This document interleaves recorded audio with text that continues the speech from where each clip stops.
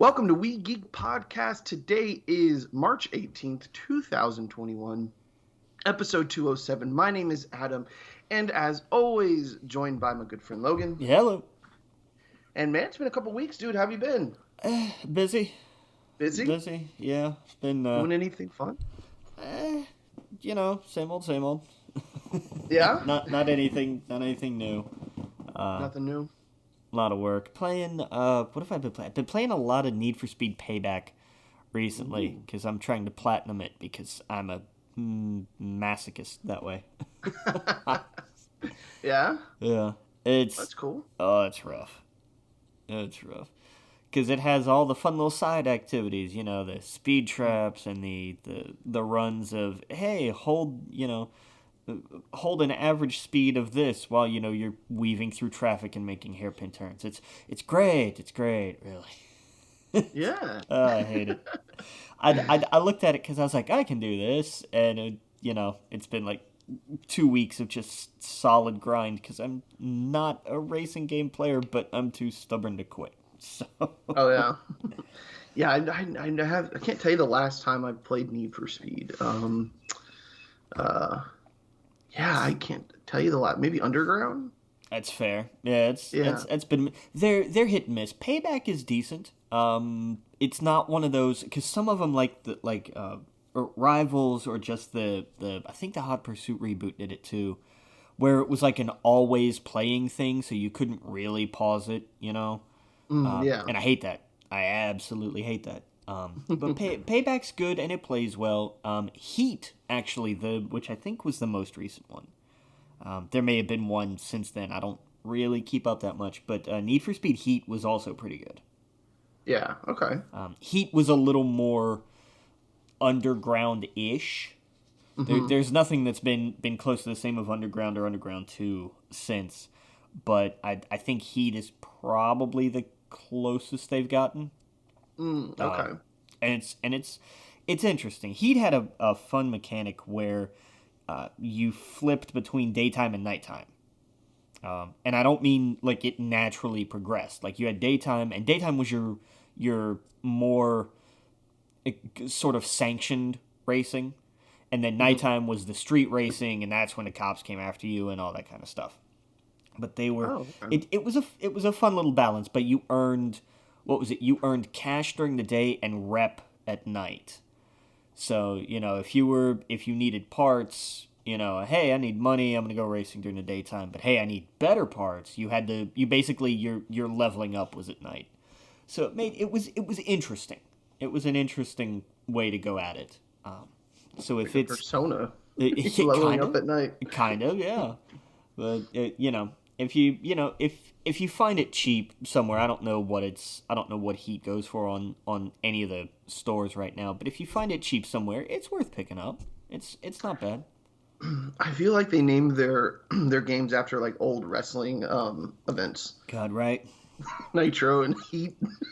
Heat, Payback. Payback, yeah. Sorry, I'm going to mention wrestling a lot because that's actually what I have been watching a lot of. Oh, have you been on a tear before the network migrates to Peacock and screws up how they do their content? Yeah, well, so it's going to. So tell me about that. What's going on with the Peacock? So here in the next, I forget exactly how long, handful of weeks, the WWE network is migrating to Peacock, where it's going to be like its own section or channel. I'm not entirely familiar with how the UI for Peacock is, but it's going to be its own part of it. Cool. It's not all going to be coming over at once. You're also going to lose the ability to pause and rewind live events, which you can currently do on the network. And it's just the biggest thing is like their whole library that they have available now is not going to be available for some indeterminate amount of time just because they're moving it to a new service. So obviously you can't have, like, it's not going to all drop at once. I understand that. But the problem is they should have done this shit in the first place. Like, This is dumb. This is I don't understand if they're getting $1 billion for a 5-year deal. I get why they're doing it. But it's being done in a really crappy way that's going to piss a lot of people off, and justifiably so. Right. There's also not going to be match markers for the events. Say you go back however long it takes until we get, you want to go back to the 2001 Royal Rumble, which was the best one. You're not going to be able to find, when does the Royal Rumble start? Well, I can just use this little, hash mark right here, which is where it starts. They're not going to have that anymore. Okay. That's going to be gone. Some of the search engine functionality is going to be gone. You're not going to be able to, not big things, you're still going to be able to look up, year and event and what have you, but there's, it's not going to be quite as detailed where, if you typed in, Kurt Angle to search for, you wouldn't just get, the documentaries on Kurt or or any of the specials. You would also get, here's, just random segments that he was in that are popular, that kind of thing. That's not going to be a thing. So. Wow. Okay. It's you have a much better understanding of the WWE network than I do, because I'm always confused at like to get to certain things. I felt like it was a chore, but you're making it sound like this is going to be even worse to try and find things. It is. Okay. The network, especially at launch, and really just up until a year or so ago, maybe a little more, was not a tremendously fun place to navigate if you were looking for something specific. Yeah. It was always kind of easy to pull down the pay-per-views. And that's about it. Yeah, it was the pay-per-views, and I feel like some of the original content I was able to easily find. Yeah. Like the reality stuff or whatever. But outside of that, I was like, hey, like, what if I want to watch a lot of, I don't know, Yokozuna?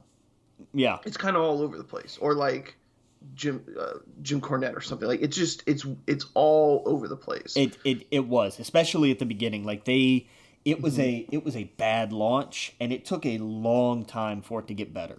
But it did eventually get to that point, which was great. But Peacock is going to, by the virtue of, hey, we're putting this on our platform and we don't know exactly how to implement it yet, it's going to be back to square one, basically. Gotcha. And it's going to be crap, and everybody's going to hate it. And knowing the way NBC Universal doesn't seem to care all that much about anything other than money, I don't expect to see it get better before it gets worse.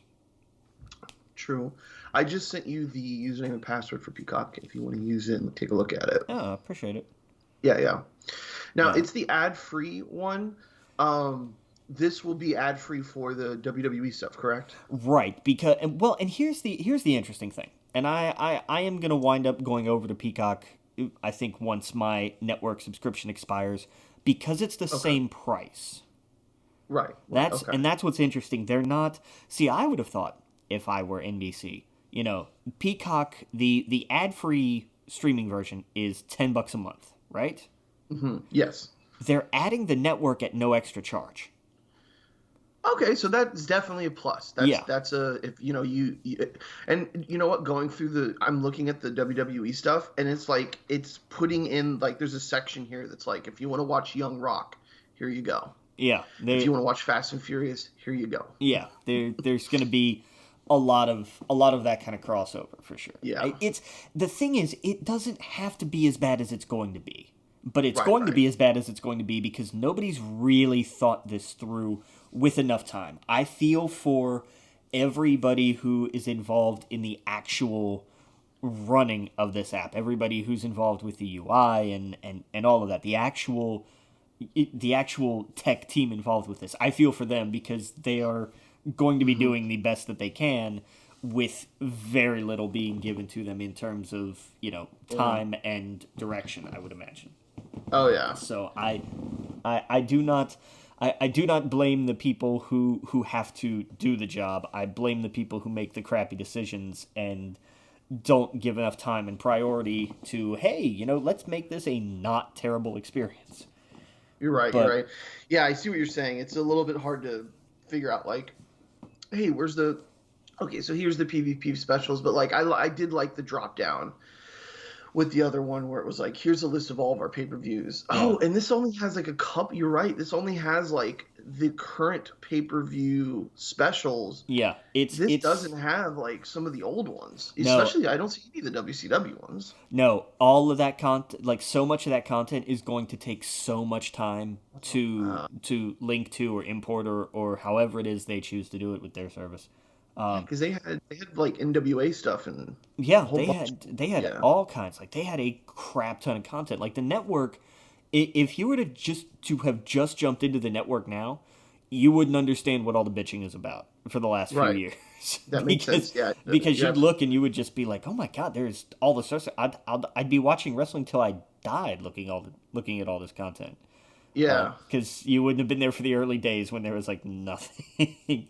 You're right. But unfortunately, it looks like it's just going to be that all over again, and that's what sucks. Yeah. Because I All was like, go ahead. All they had to do was slap Peacock branding on the existing WWE network and make it a portal from Yep. Peacock and say, hey, by the way, in order to access the WWE network, you have to subscribe to Peacock. Your WWE network username and password are going to be migrated over for a 30-day period. We're going to give you a free month of Peacock because you were a WWE network subscriber, because it's the same price. Right. Which is the only reason I'm going to move over, because I'm going to wind up using it anyway. And since my $10 a month was already going to the network, now I can spend it on Peacock, and I'm losing WWE content but gaining all this other content, I guess, is a silver lining way to look at it. But like you said, eventually it's all going to be there, right? That's the plan. I don't know how That's the long plan? it'll take. Yeah, because like I'm sitting here thinking, okay, I left off watching the Monday Night War documentary series, whatever. It's like 8 episodes. I tried to find it, and here I found a section called the Attitude Era. It's got like 12 videos. One of them is the Monday Night Wars Season 1, Episode 3.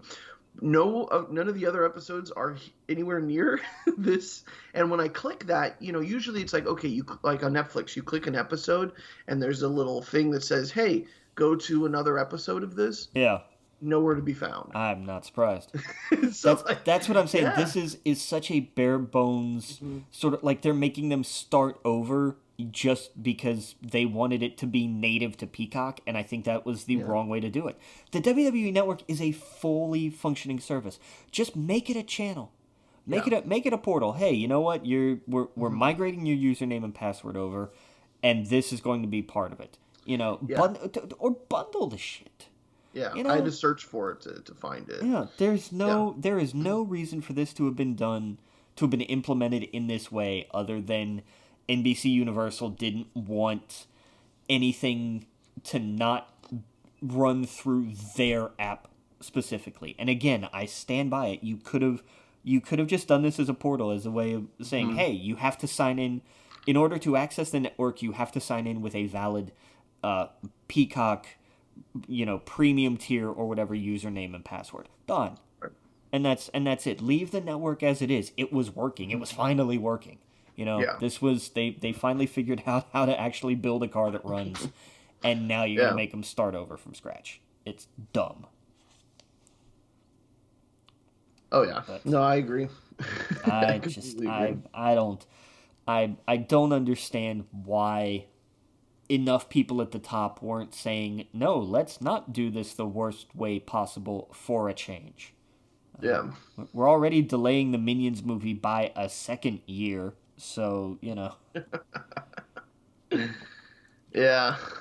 I'm the only person I know excited for Minions: The Rise of Gru. Everybody, especially everybody at work, is just like, no.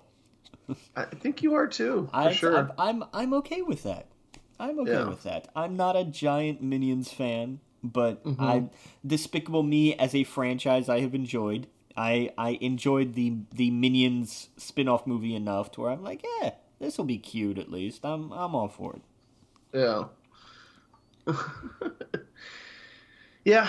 Man, yeah, there's a ton of movies that have been delayed coming out. The Kong movie's coming out soon, right? 2 weeks. 2 weeks. And that's been delayed like a year, right? Yes. Six Yeah. 6 months, a year, something like that. I forget if it was supposed to be like a last Thanksgiving or Christmas release. Yeah, no, I'm excited to go to the theaters again. My last couple of weeks have been pretty cool. I was able to get the vaccine, luckily. Nice. One shot or two? So I get my second one in April. Okay. Yep, I got the Moderna one. So any listeners, if you're curious about it, it was mostly painless. You get the shot, you don't even feel it, right? Your arm's a little sore. You know, I think I took the day off, just, precaution. Right. Abundance of caution, essentially. Thankfully, my job, they are extremely pro get the vaccine, take sick time, like, thank God. And so, yeah, I took a nap. I woke up, my arm was sore. So it's one of those things, like, don't sleep on your arm, you'll be fine. And after about 24 hours, I felt completely normal. I was a little nauseous, but all of it was expected. The vaccine's doing its job. If you feel a little funky for, a little bit, but again, nothing to, if you would have, like, if I wouldn't have had a shot that day, it would have felt like any other day. Like, your lunch kind of didn't sit with you the right way kind of feeling. Yeah. And that's it. That's all it was. And so, man, it felt like a big weight was lifted off my shoulder. I have some medical things and whatnot. So it's all I did essentially was go to the doctor and get a note. In Florida, I know they can do that. I don't know about other states. So if you're listening, check with, go online, search and see what kind of who's eligible. And if it's anything like Florida where they said, hey, if you have medical reasons, talk to your doctor. They'll give you a note. I went to Publix. It was super easy. They didn't even check for the doctor's note. Maybe they saw me and were like, hey, this guy's kind of fat, so we don't really need a note. But no, I think they're just at the point where it's like, hey, you're here, you signed up, we're giving you a shot, no question. So definitely make sure you find out if your state can do that, and hopefully you can get that. My mom's getting it today, thank God. That took a little talking to, understandably a little worried. So I, thank God she's getting it today. So, yeah, man. So I had some, I had like a kind of like a 3-day weekend. So I've been, like I said, dude, I've been binging the wrestling stuff. I picked up the Mario game, the one for the Switch. The Super Mario 3D World plus Bowser's Fury, or whichever that is. Yeah. Oh, yeah. And I played it with one of my friends who I played Warcraft with, and we had a blast, dude. I've never played the game before. Like, you're jumping on each other's heads, you're turning into cats. It was a good time. Nice. Yeah.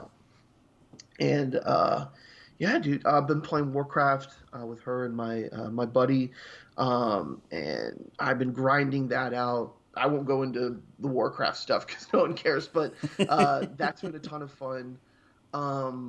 There's some other things that I got. Let me see, what else was it? Got Persona Strikers, but I haven't started it yet. Nice. I've been wanting to talk to you about that. How far are you in Strikers? I'm not entirely sure. I'm through 2 dungeons. I don't know how many more there are to go. It plays it's a Persona light when it comes to non-combat. It's still very much the walk around the town, shop, do all that fun stuff. But it's scaled back a little bit, as you would expect, which I applaud. And then, the exploration and combat is very much Dynasty Warriors. But it still has it's interesting. They still incorporated the Persona elements. The one mores and the weak points, all that stuff is still included. Yeah, well, tell me, because everything I was looking at was they were shocked at how much of a Persona game this was. Yeah. With the Dynasty Warriors, or someone even compared it to Kingdom Hearts almost with the action. A little bit. Yeah, I can kind of see that. Or I guess they were expecting a, hey, this is a Dynasty Warriors game, or the Zelda one, or where it's like just hit buttons and run around and where it's smash just things. pure Dynasty Warriors. Pure, yeah. And that's what I was expecting too. It's still very, very much a Persona game. Oh, Yeah, absolutely. That's what made me like, oh, okay, Yeah. well, I'm gonna pick this up. Yeah, you are not going to be disappointed. Yes. It is still very much a Persona game. It still has the exploration elements, it still has the side quest elements, and then when you go into the dungeons, they're jails in this one instead of palaces. Oh yeah. But they're the combat. The combat is Dynasty Warriors in terms of your small party and you have your enemies. That's weak attacks, strong attacks, etc., etc. That's all still the same. But it has those fun little Persona tweaks, particularly when it comes to boss fights, and you have to be strategic. You still have to switch personas so that because it's funny, your special attacks carry the what am I looking for? The elemental status. Fire, ice, curse, what have you. So if you're fighting even just regular enemies, they still have those same affinities that you remember from 5 or from 5 Royale, whichever. So it still has a lot of that. It is still very much. This isn't just a skinned Dynasty Warriors game, which I would have been fine with. Hyrule Warriors is one of my favorite games of the last handful of years, and it's just a Dynasty Warriors game with Zelda characters. Totally fine with that. Right.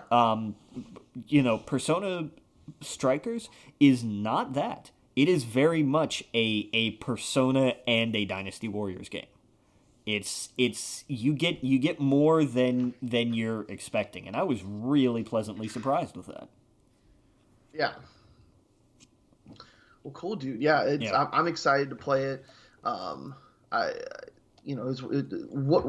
What happened was, let me tell a story.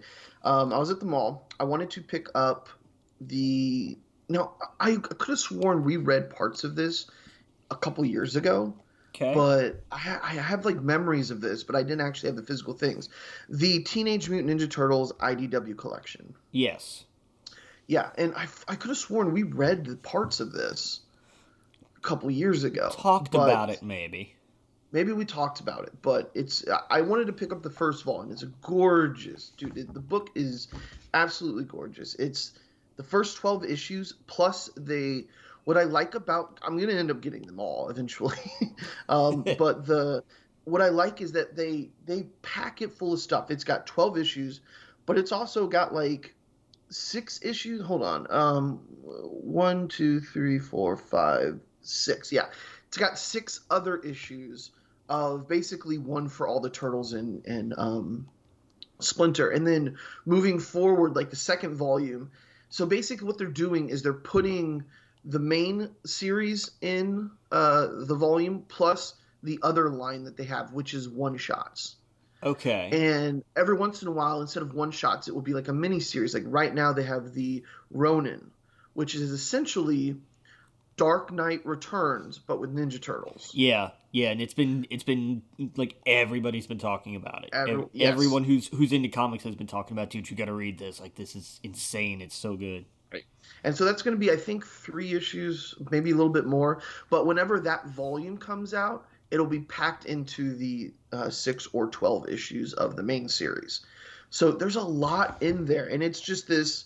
It's one of those. It doesn't have like a case on it, like a slip case, but it's a hardcover. It's even got it's got a bookmark ribbon, and this one's red because Raphael's on the cover. So like little touches like that are just really cool. And I've read like the first couple issues, and essentially it's a retelling of the story. And it's one of the original creators. Let me see if I can open it up real fast. If it will tell me. Kevin Eastman, and colors by Rodon Pattinson. So, it's got one of the original creators. So it's one of those like, people get a little weird about retelling of stories or whatnot, but this has literally the person who created it doing it. Nice. And I'm assuming it was one of those like, hey, if I, knowing what I know now, how would I change it to, it's kind of like, what's that phrase? If a frog had wings, it wouldn't drag its butt, Yeah. So he's able to put into it and make little twists and turns that are different from the original, and it's been pretty cool. I really like it. So nice. I'm gonna end up eventually getting all of them because the series is praised by a lot of people, and it's such a gorgeous series. But anyway, so I went into the mall specifically to get that. Right. And I stopped by GameStop, and I've had the handheld Switch for the longest time, the Lite. Right. And I've been wanting to get the regular Switch. So when I went into GameStop, they said, I asked them if they had the Switch, and they said yes, and we also have this, and they had the Animal Crossing collection one. Oh, nice. Yes. So I ended up buying that, and then came back, traded in the Lite, and ended up getting that. So that's why I have the Strikers and Mario, because I was like, I want to see, because I've only been playing handheld. I haven't had the joy of playing these Nintendo games on a bigger screen. Right. And man, it's been a lot of fun. So that's what I've been doing. Most of my time I've been on the Switch doing that. But yeah, so it was a pretty fun weekend, dude. That's kind of what I've been up to, just doing nerdy shit.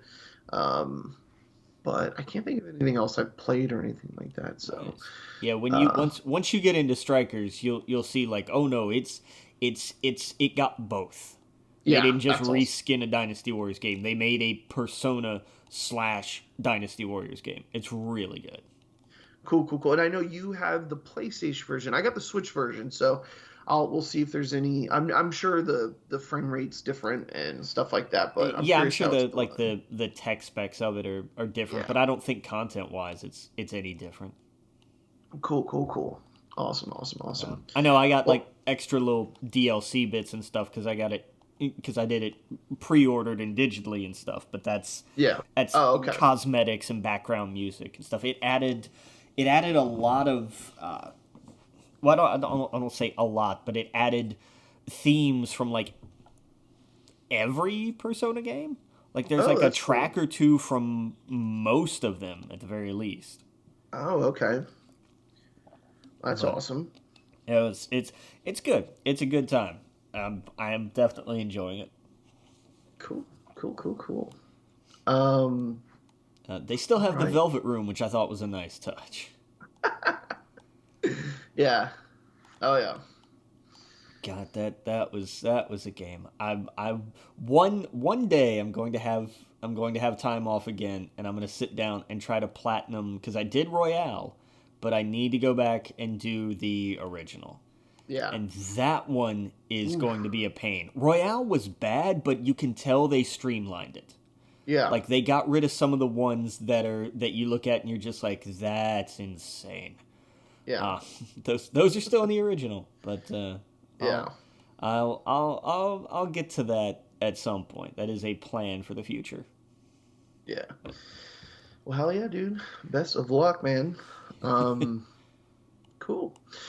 All right, dude. Well, let's get into it. We got any movie news? We got a little bit. Cool. They decided to. I'm gonna jump around a bit. They decided to re-release Avatar in China because movie theaters in China opened, and they were like, "Hey, we need movies," and Disney said, "Here, have Avatar." So they did, and it made enough to win back its box office crown. Okay. So look for, next month when Endgame gets re-released in China and takes it back again. So this is like WCW joining WWF, and they're trying to one up each other, and it's like you're the same company now. Exactly. Yes. This is the invasion angle all over again, and it's just as bad and just as pointless, and the same company wins no matter what. I just want to apologize for the wrestling references I'm going to make this episode because I'm always going to refer back to that now. But it's whatever. They wanted movies, they got movies. Here you go. Have fun. Yeah, cool. But and apparently China's doing good with the with the whole with coronavirus and whatnot. They've opened things back up, and So they say. so they say. Right. You're right. Who That's knows? you know I treat I it's I've always I've you know I can say it since Wanda Group no longer has a big stake in my employment company. I trust Chinese media about as much as I trusted our government the last 4 years. So You get you're absolutely right. I hope they are doing as well as they say they are, because that would be Yeah. great. But Yeah. also, it's a country of 1 billion and change people. So Yeah. it's a big job. Yeah. But hopefully it is all good. I would love for it to be all good. Yeah. There's also they. I keep forgetting that they're speaking of things Universal does that nobody wants. They're doing a Puss in Boots sequel, and I keep forgetting Oh. that because they announced this a while back. Okay. It's going to be called The Last Wish, and it comes out September 23rd of next year. The synopsis is basically Puss has used 8 of his 9 lives, and he wants to go find a magic wish to get his 9 lives back. I have a feeling this is going to turn into he has a hell of an adventure and goes to find the last wish and realizes that it's not about how many lives you have, it's about how you live them. Hooray, the end. Probably. That's going to be the movie.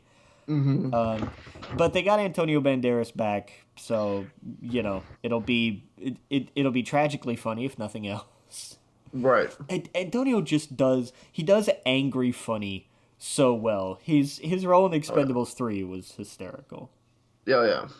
It was tragic, but it was hysterical. It really was. I have no idea. I don't think I've seen that movie. It's I remember the trailer, but that's it. Yeah. It's if you've got 2 hours to kill, you can do worse. But, Yeah. But don't make a date of it. Like it's not that big a deal. Sony pushed the Venom 2 release date. It was supposed to come out in June, which I forgot. Because it was last September, and then they bumped it to October, and then it got bumped to like March or April, and then it was June. Now it's September again. Yeah. But it's the next one coming around, so it's September 17th of this year, which is almost 6 months to the day, which is fine. I think a movie like this should come out closer to Halloween-ish. Oh, for sure. This kind of movie does better in that sort of slot. Yeah. I actually applaud this decision because it also moves them away from Fast 9 and whatever the hell else. Like, this is not a summer movie. Right. This does not need to be trying to compete like that. Yeah. So, I still hate the title. I hate the Venom Let There Be Carnage. I still hate that title so much. Terrible. Yeah, especially when you have much better titles readily available from the comics. It's one of those things. Sony is so afraid, except for their animated studio, they're so afraid to embrace the comic stuff. Yeah. Or I don't know. They don't have that Kevin Feige, I guess. Where it's like, hey, this is okay. We can have this stuff in the series. Yeah. Yeah. I don't know. But I agree. I don't know. We'll see what happens. I don't have exceptionally high hopes for it, but I didn't have high hopes for the last one, and I was mildly surprised. It wasn't as bad as I expected. I'll give it that. That movie, the best way I could describe Venom as a movie was like, wow, that was a really great pilot episode. Yeah. That was the best way I can look at it. And it had a good look. It looked a million times better than what they did with Spider-Man 3. Agreed. It was like, okay, that's Venom. That's what he's supposed to look like. Yeah. Minus the not having the Spider-Man symbol or the spider. Well, but it still looked like him. Yeah. Yeah. Well, I don't know. We'll get there. We'll figure something. I still can't. I still hate every time I see. I can't get the gif out of my head of when like the one time where he's standing over the guy in the street and the suit comes over him and somebody put googly eyes on it, and I just can't I can't not see that anymore. Yeah. It's terrible, but hats off to whoever it was that made that. You did good. Oh yeah. What else we got? We also have some Creed 3 news. Okay. Following in Stallone's footsteps of starring and directing in the Rocky movies, Michael B. Jordan will be directing as well as starring in the third Creed movie, which comes out Thanksgiving 2022. Cool. I still got to see the second one. I haven't seen that one. Oh, it's on Prime. It's on. Oh, okay. Yeah, it's free on Prime. Watch it. Check it out. It's so good. It's the story that needed to be told. You know, Okay. You're like, well, it's Apollo Creed's kid. You know, what about what happened with Creed and Drago? This is that story. Oh, okay. That's right. Yeah, it's so good. It's so damn good. All I right, actually I'll check that out this weekend. just watched it again last night. Oh. I've been on a weird kick lately. So I did. What would you even title this kick? I don't know. It was this weird, action drama mix. Because Okay. I did Real Steel, I did Rocky Balboa, which was basically Rocky 6, which wasn't bad. Mm-hmm. Like I maintain it's a good movie. Okay. And then I did Creed 2. And in between all of that, I did the last 3 Mission Impossible movies and The Man from U.N.C.L.E. Oh. Because You are all over the place. Right? Because I did Ghost Protocol, and I was like, oh yeah, that's right. These were like the last Mission Impossible movies were actually kind of good. Yeah. And then I did Rogue Nation, and then I did Fallout, and I was like, damn, Henry Cavill's really good. And I never saw The Man from U.N.C.L.E., so I watched The Man from U.N.C.L.E. I was like, God, Armie Hammer has always been creepy. That's right. And Oh, he's a cannibal now, right? he's something, man. They dodged a bullet with that, not making him Batman. Hey, apparently. Yeah. I don't know. Maybe that's why he maybe it was his research into Batman where he was like, well, I guess I should drink blood.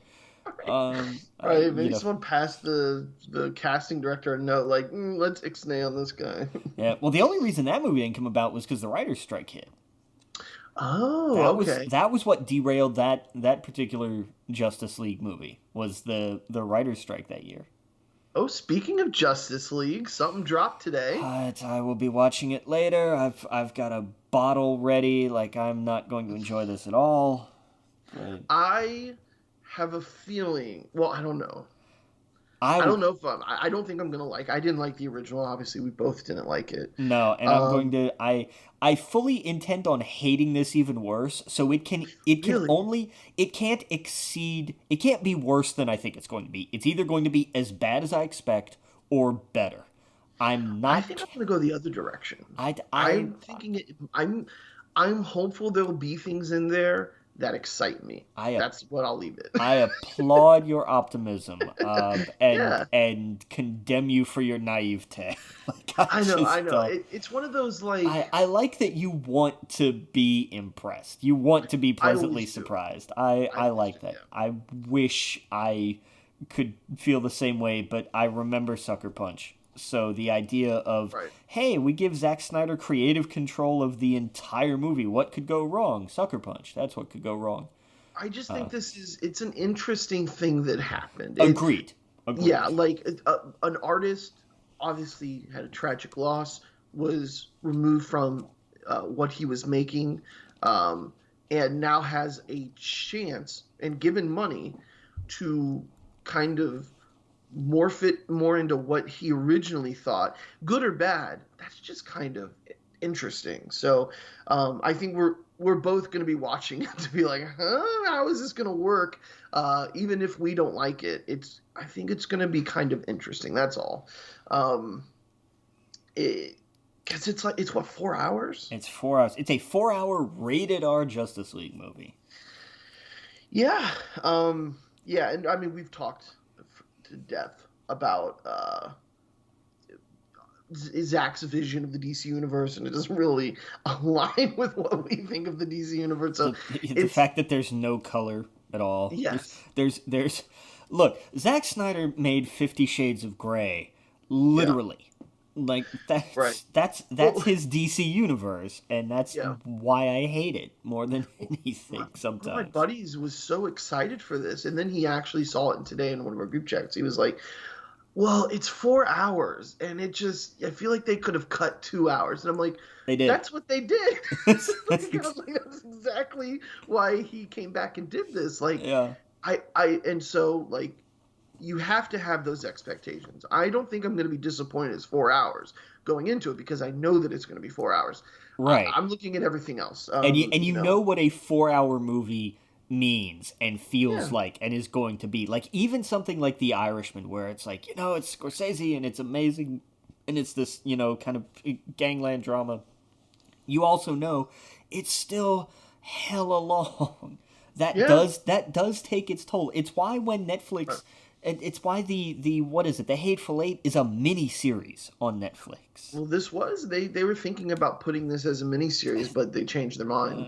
I guess they just couldn't find decent act breaks. I don't know. But Right. Yeah, well, it will be something. That's for sure. Yeah, it'll definitely be something. So we'll talk about that next week. We've got a lot of things to talk about next week, dude. We got, on top of that, we have tomorrow, Falcon Winter Soldier. That's right. That is tomorrow. Yeah. I didn't watch the making of WandaVision that dropped last week. I need to do that too. Oh, I did. Yeah, it's good. Awesome. I expected it. To be good. There was I didn't understand how into making it feel like an old sitcom they went so meta. They went above and beyond to the point where they probably cost Disney a lot of money for no reason. For example, not just the actors were dressed up in the 50s. Everyone on set was. The people running the cameras, not just them, but the live studio audience, because they wanted it to actually have a feel of a sitcom being shot on a soundstage with a live audience.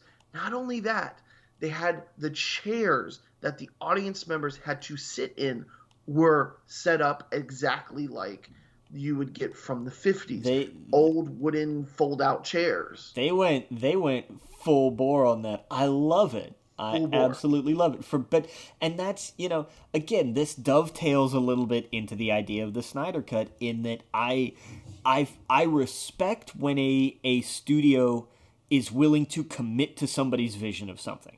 Yes. And I will give Warner Brothers that little bit of credit for at least bowing to fan pressure and what have you on that. I love that Disney is just like, oh, so you guys really want to go like whole hog on this? All right, do it. Exactly. Oh yeah. And there was a few other things, like I didn't realize that the creator was actually in an old sitcom. I forgot the name of it. I don't know. It was really. Yeah, I didn't know that. I forgot the one from the 80s or something like that. He was like he was one of the kids in the show.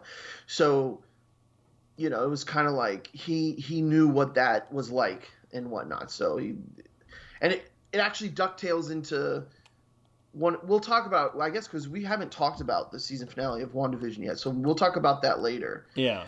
It actually, it's a big part of one of the reveals that a lot of people didn't like. I'll just say boner, but it ties into that. It's one of those, like, he got it because he was in that show, but most everyone else was like, is this a boner joke? Yes. I don't get it. What's good? But he's like, no, you don't get it. Like, there was a character in the show I worked on with that name, and everyone's like, oh, okay, we don't. All right, it's a boner joke still. It's an inside joke with an audience of one. Yes, exactly. And it was one of those like, oh, I didn't know it would go over that like that. It's like, what did you think? Anyway, we'll talk about that later. Anyway, so, but yeah, so it was, I love that stuff, dude. I eat that stuff up, all the behind the scenes stuff. I wish, that's why I love the to take it to wrestling real fast. That's why I love the original stuff way more than like what's going on in the ring. To me, what's happening behind the stage is so much more interesting. It's like the Montreal Screwjob. Everything outside of that match is way more interesting than what happened in the match. Right. If that makes sense. Yeah. So what's happening around WandaVision, how they shot it, and Olsen and Paul Bettany, they just eat up even behind the scenes their little jokes and everything else. It was really good to watch. I wish there was more of it. Yeah, God, I can't imagine that to have worked on that must have been just an absolute gas. Like that must have been hysterical. Yeah, and I hope there's another season. I don't know how they would do that, but I hope that there's definitely room to do that with how they left it off. But man, I would love to see more of that. And I have to imagine after Falcon and Winter Soldier, because it's called Marvel Assembled, I imagine all of their shows will have behind the scenes a part of that series. So yeah, it's going to be a treat. I eat that shit up too, because that's the stuff that you got on the Blu-rays that now you don't get anymore if you buy things digitally. So it's cool that it has its place now on their Disney Plus. So yeah, cool. All right, sorry, I didn't mean to go on a tangent there. Where were we? We're talking about Puss in Boots, Venom. Yeah, and well, to stick with Disney Plus, to roll into our TV news, here in the next, I think it's the next couple of weeks. It's either the first or second week in April. The original Clone Wars animated series is coming to Disney Plus. Oh yeah, the 2000s Tartakovsky series. Yeah. So I am hella excited for that. Dude, because that was so good. Oh yeah. Did you see the cover of Alpha 11? Dr. Alpha, sorry. For some reason, I feel like I did. It's got Dirge on the cover. They're making him canon. Really? Yes, like it's because it's a start of the Bounty Hunter Wars. That's right. That crossover. Yeah, that's kicking off. Never a better time to jump into Star Wars comics than right now, because they're going to have the Bounty Hunter War. It's coming up really soon, within the next month or two, and it's going to have its own series, but it's also going to tie into Dr. Alpha, Star Wars, and whatnot. And it's got Boba Fett, a bunch of other cool shit, and like I said, that guy's on the cover. Which I remember from this, he was like this like weird, because right, that it's like didn't the guy who created Samurai Jack do the Star Wars, Clone Wars from? Yeah. So like he had this weird animation with his arms. I just remember him being like OP, but yeah, he's on the cover of Dr. Alpha number 11. So that is fantastic. I love it. Yeah, they pick these things from the EU, so. Not just that though. That's not the only thing coming to Disney Plus with Star Wars related. No, it's I didn't have the whole list down here in front of me, but there's also there's what, Ewoks? There was one of the both Ewok of the Ewok series? movies. Both of the Ewok movies. What else was coming? Caravan of Courage and Battle of Endor, which if you've never seen these, just know they were made for TV movies. So back then, these were awesome. Especially as a kid, I loved these. We would watch this. My mom would put this on all the time for us, and we would eat it up. As an adult watching it for the first time in your 30s, you might be like, "What the fuck is going on? Who are these people?" It's got, what's his name in it? Man, he passed away. He's probably most known, I guess, he was the guy in the diabetes commercials. Oh, Wilford Brimley? Wilford Brimley, yes. He's in the Battle for Endor. I will always think of him as the old man in Battle for Endor. Okay. Because that was the first thing I saw him in. I saw it like a million times. So those two Ewok movies. I think there is an animated short called The Story of the Faithful Wookiee. Of course, the holiday special that's going to be joining them.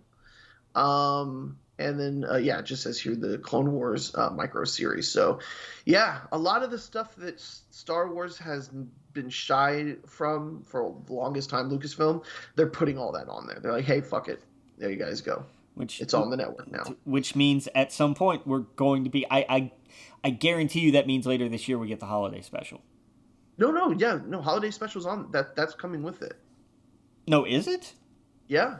Is it? The Star Wars holiday special is coming to Disney Plus. Oh, wait, hold on. No, I was going to say it's not. Parts of it is. Okay, so that's what this. Okay, you're right. I read this wrong. The Star Wars holiday special is finally coming to Disney Plus, kind of. In the beginning, so it's parts of it. You know how it's like broken up, and you have the animated Boba Fett, and stuff like that, and you have a Chewbacca animated thing in there. So those are coming to it. The droids part of it is coming to it. So parts of the the droids part is not coming to it. Oh, okay. It's the only piece of the holiday special is the story of a faithful Ewok. That was the only thing that was part of the faithful Wookiee. No, I'm looking. It says Ewok. Well, that doesn't make any sense. Okay, so the story of the faithful Wookiee is where Boba Fett came from. Are you sure? 100%.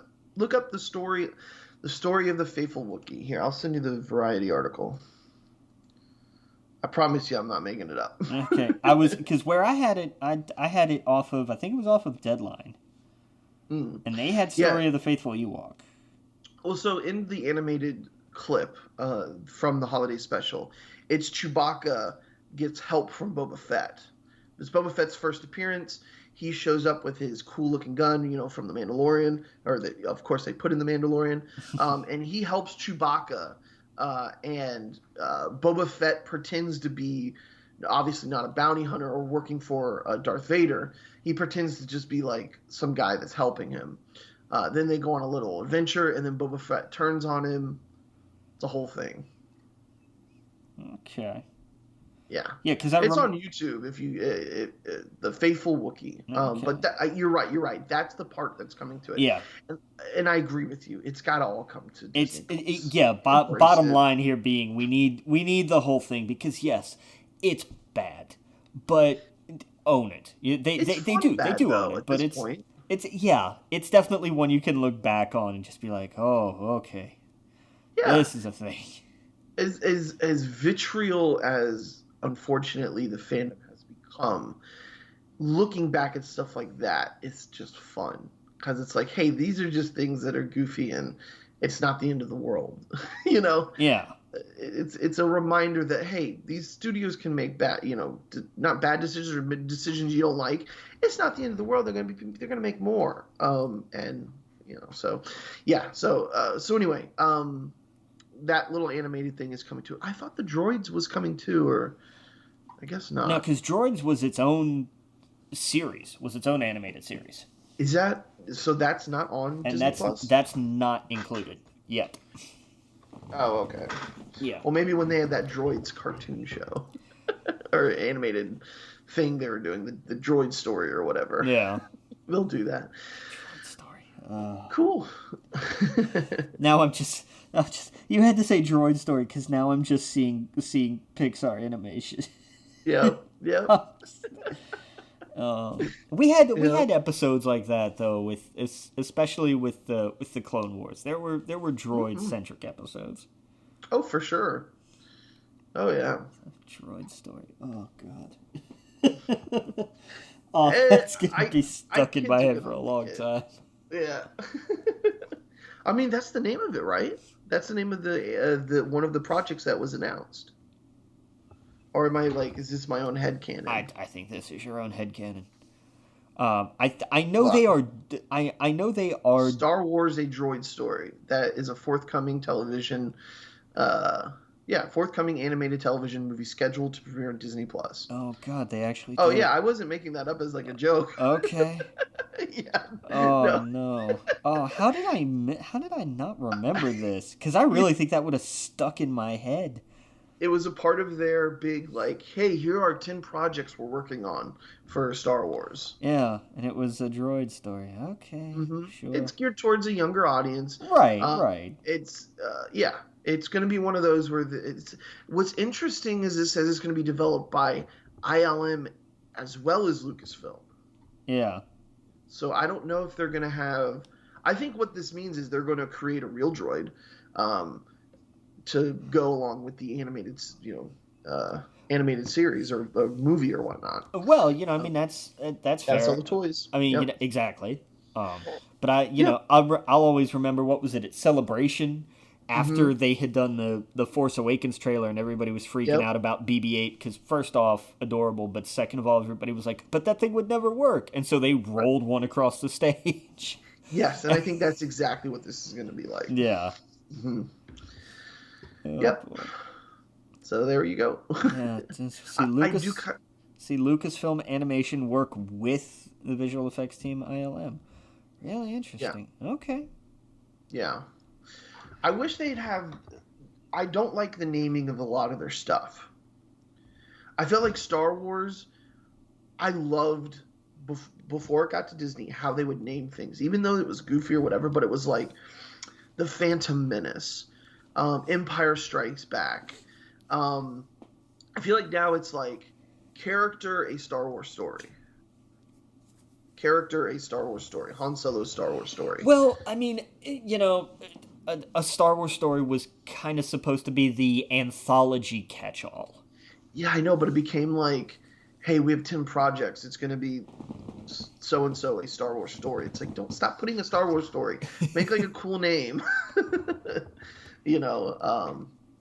Shadows of the Empire. Like, even, I don't know. I feel like the Marvel side just puts the name, but sometimes they veer off. They actually put like a title of one of their comics. Which is cool, like Age of Ultron or something like that. Yeah, which with the benefit of hindsight, Infinity War was a bad. Age of Ultron, I still maintain, was a bad title for that movie because it wasn't the Age of Ultron. He was made. He turned a city into a meteorite and he was destroyed. That's not an age. Totally but it was a cool title. That's what I mean. I would rather have a title that fit. Switch, episode 9. Looking back on this now, I want to tweak Star Wars a little bit. I think episode 9 and 1 should be switched title wise. I think episode 1 should be Rise of Skywalker, and episode 9 should be The Phantom Menace. Yeah, you could get away with that, but I mean, Avengers 2, an Ultron story, that's not as good as Age of Ultron. I like that they take things from that. I just wish they would kind of twerk the naming convention. I don't want them to twerk the naming convention. They could tweak it, but please don't twerk it. I don't want. Sorry. I don't want to see R2D2 get down. Like, that's just not. No. Now I do. I don't. I'm perfectly fine without that. Oh yeah. It would be kind of funny though. But yeah. just no. I'm sure it exists somewhere, and that's what concerns me. Yeah. Oh, I've seen tons of GIFs of Yoda doing it. So. Yeah. Yeah. Avengers Ultron Rising, I would have been fine with. Yeah. That's not a terrible title. Mm-hmm. And I get it. Age of Ultron was picked largely because there was the Age of Ultron crossover going on at the time, but right.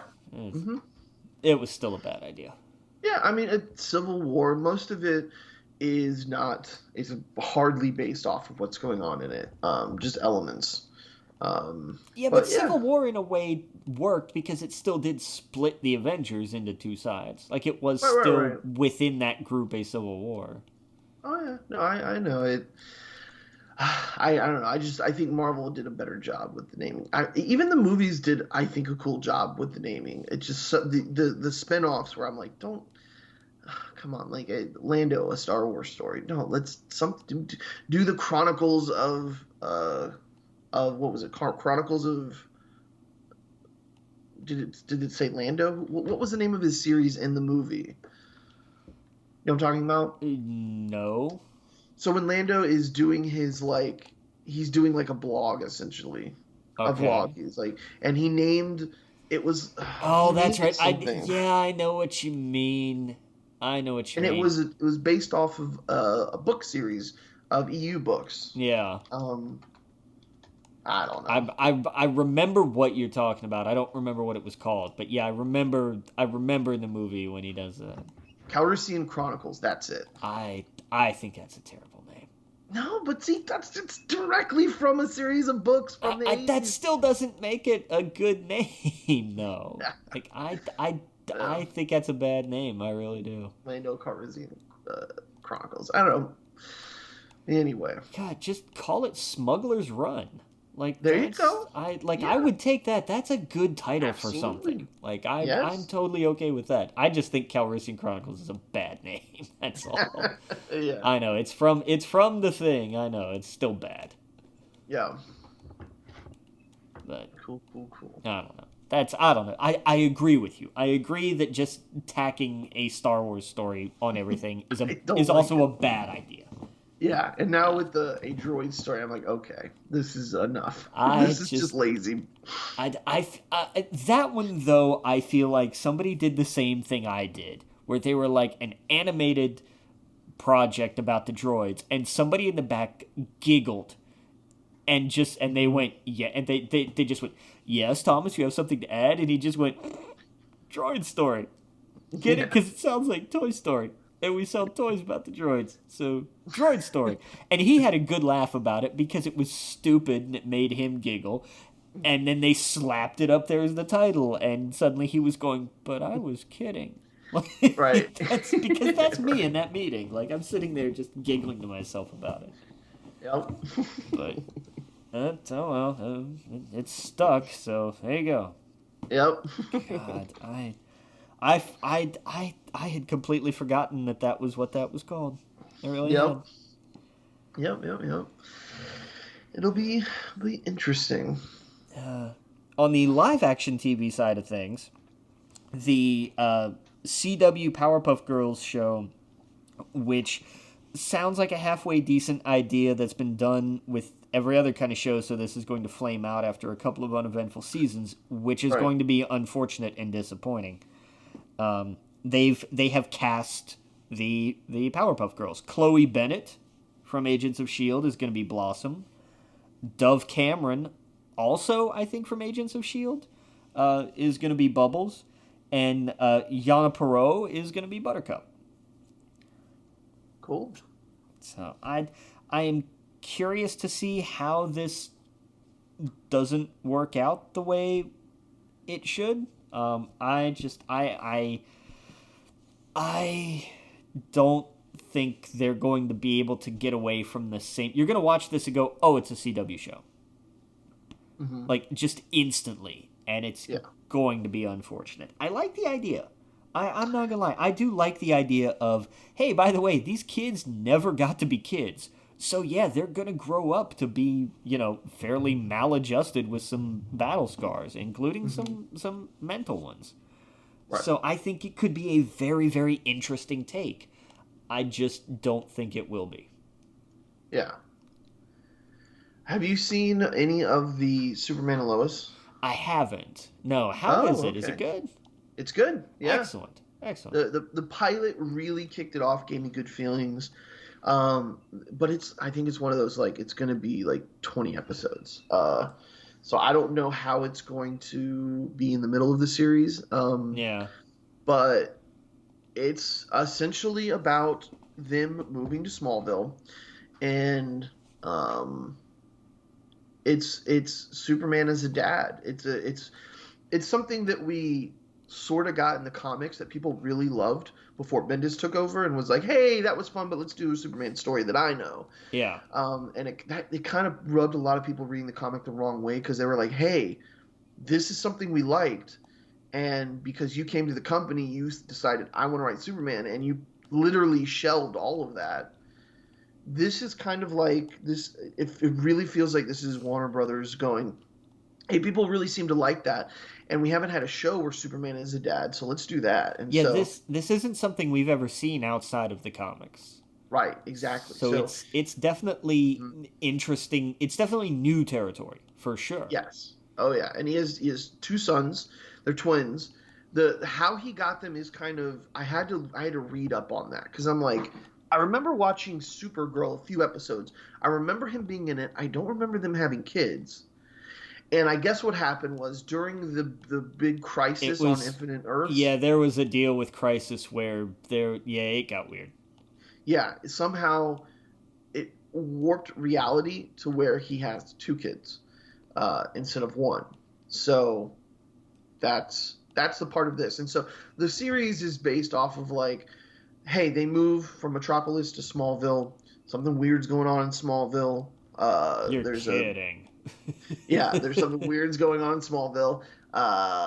There's someone buying up a bunch of the land and properties and banks and business owners.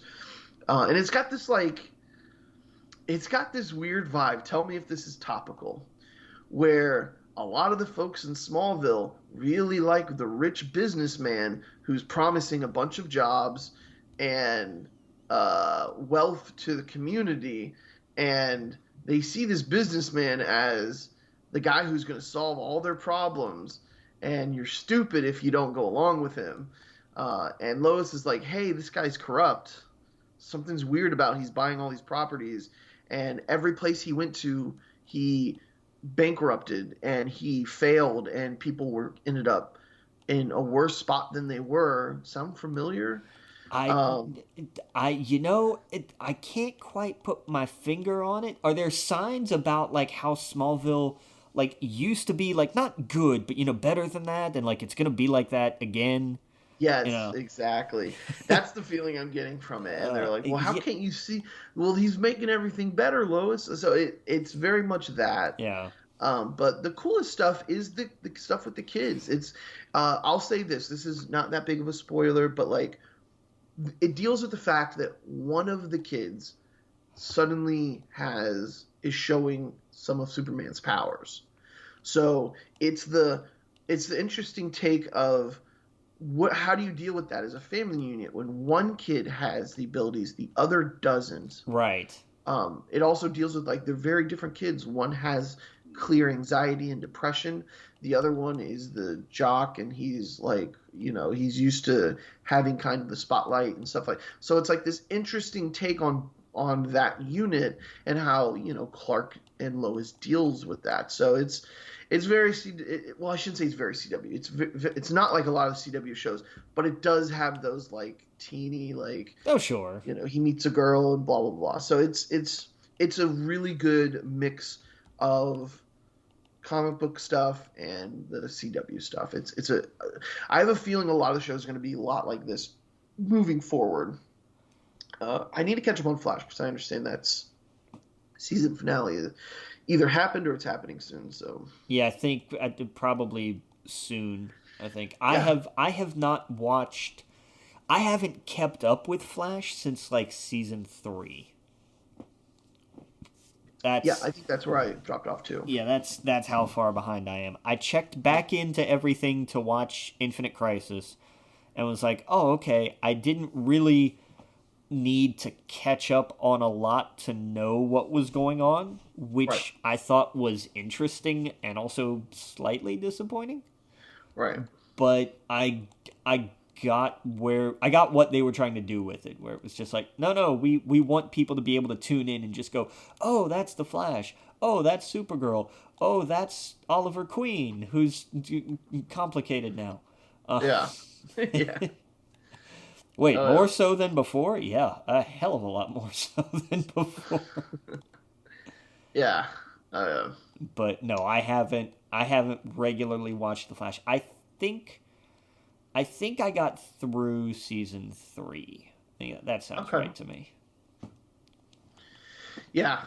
Same here. I dropped off around that time too, so I'll eventually catch up with it, or at least find a spot. I'll look online, just like, hey, where's a good starting off point? Right. Yeah, so you don't have to watch all of it. Probably right after Infinite Crisis. Yeah, that's probably where I'm gonna jump on, but which is still like 2 seasons or so ago. Mm-hmm. Which is weird to think about now. Yeah. Oh yeah. But the Superman and Lois. It's been refreshing. It's been cool. Nice. That's good. It's been interesting. Yeah. That's so good. That's been fun. I've been watching that weekly now. There was a period of time where I wasn't watching anything weekly, and it's been kind of cool to see WandaVision and then Superman and Lois. It's kind of come back. So yeah. Cool. Very Sorry, neat. where were we? Very neat. Yeah. Just kind of finishing. I think that was like all the TV news. There wasn't a whole lot of There wasn't a whole lot of news in general this week. We covered TV news. Square here in like 15 minutes is going to start doing a digital showcase. Yeah. So we'll have that for next week's show. Oh yeah. But there's going to be a lot of talk. They did already announce basically what they're going to talk about, which is a new Life is Strange.